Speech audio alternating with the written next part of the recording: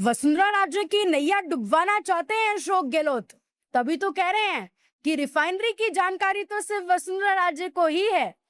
वो सुना है आपने, हम तो डूबेंगे सनम, तुम्हें भी साथ लेकर ही डूबेंगे। ये लाइंस इस वक्त वसुंधरा राजे और अशोक गहलोत की दोस्ती पर एकदम परफेक्टली फिट बैठती है। क्यों बैठती है वो समझिए। देखिए, अशोक गहलोत तो अपनी राजनीति की लगभग नैया डुबा ही लिए हैं और वो सबको दिखाई भी देता है। भले ही उनकी राजनीति में अभी भी अच्छी खासी फैन फॉलोइंग हो, राजस्थान के लोग अभी भी उनके लिए क्रेजी हो, ग्राउंड पे कई लोग उनसे मिलते हैं, उनके बहुत अच्छे जबरा फैंस दिखाई देते हैं, लेकिन उन्हें पार्टी ने अब साइडलाइन कर दिया, इस बात में कोई दो राय नहीं है। ऐसी चर्चाएं लगातार होती हैं कि अब अशोक गहलोत को राजस्थान की राजनीति के केंद्र में नहीं रखा जाता है जैसे पहले हुआ करता था।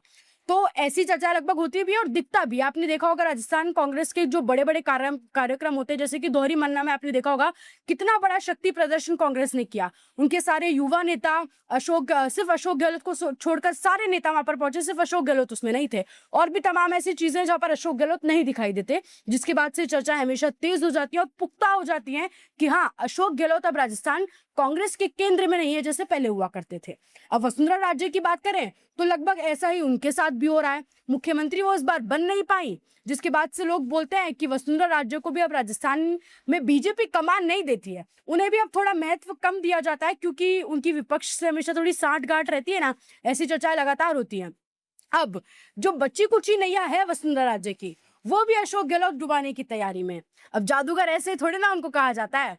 देखिए, अशोक गहलोत का कल का रिफाइनरी वाला बयान आपने जरूर सुना होगा। उन्होंने अपने बयान में क्या कहा है, गौर से सुनिए।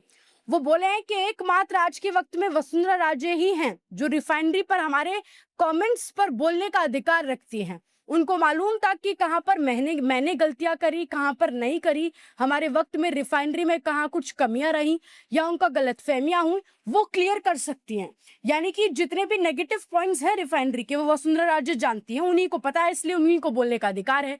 अब इस बयान के बाद देखिए, सवालों के घेरे में तो गहलोत जी ने वसुंधरा राजे को ही ला दिया है कि जब उन्हें उस वक्त पता था कि कमियां क्या कुछ हैं, क्या कुछ गलतियां हैं रिफाइनरी में, तो क्यों वो विपक्ष पर सवाल नहीं उठाई। भाई, वो तो बीजेपी से जुड़ी हुई हैं, तो उस नाते तो, और पूर्व मुख्यमंत्री रही है, इतने बड़े पद पे, इतना ऑरा उनका राजस्थान में है, तो उनका तो हक बनता है, ये तो उनका काम है कि उन्हें विपक्ष पे सवाल उठाने चाहिए। वो सवाल उठाए उससे पहले तो अशोक गहलोत बोल दे रहे हैं कि वसुंधरा राजे बोलेंगी, उनको तो पता है गलतियां। तो अब यूं कह लीजिए, गहलोत जी अपनी तो नैया डुबा ही लिए है राजस्थान में, वसुंधरा राजे की भी डुबाने की तैयारी में। ऐसी चर्चा लगातार अशोक गहलोत के बयान के बाद हो रही हैं।